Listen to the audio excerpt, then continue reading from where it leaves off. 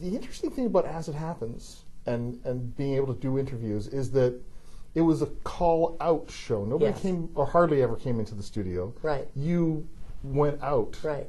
Which was a radical concept at the time. It was, yeah. Because you just used the telephone. One. Exactly. And we found out that we could go anywhere in the world and talk to anybody. And sometimes, I remember listening to, I think it was Barbara Frum, calling Uganda and Idi Amin's house, and Idi Amin answered the phone. Yes. Well, that happens sometimes. And Pam Wallen talks about when she was producing the show, she desperately wanted to land Indira Gandhi for the host, who I guess would have been Barbara at that time. And so every day, as part of her routine, like brushing her teeth, at some point during the day, she would call New Delhi. She had a number. She had somehow got the number. I don't know how those producers get the numbers they do, but they're great. It's a mystery to me. It's magic. And she just called, and one day the same thing happened to her.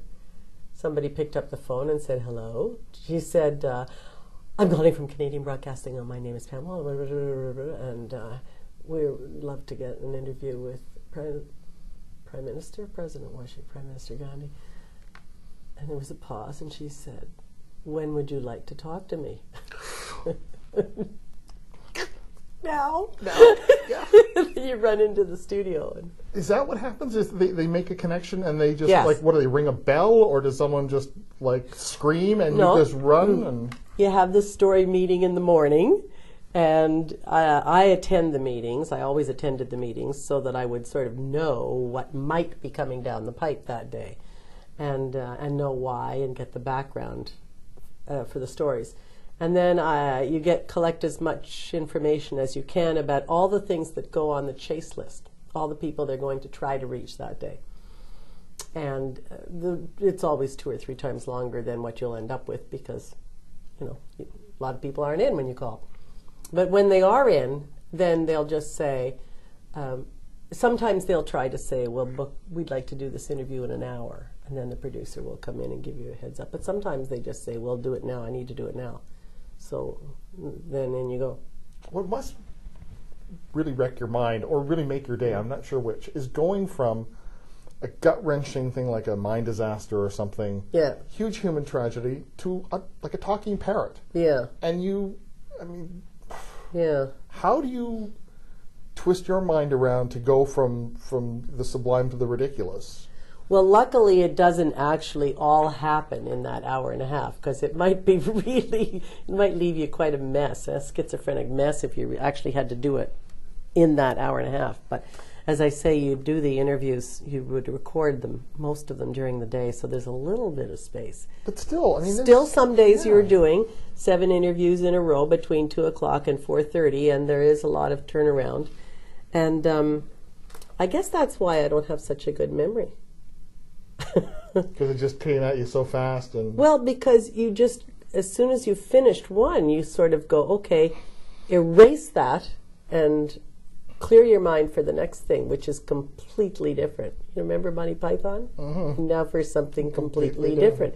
Now we're going to talk about Sharky the goldfish, who had a brain tumor, and they did surgery on him. And that comes after the Air India interview, Sometimes people would listen to it and say, you need a longer music break between those stories.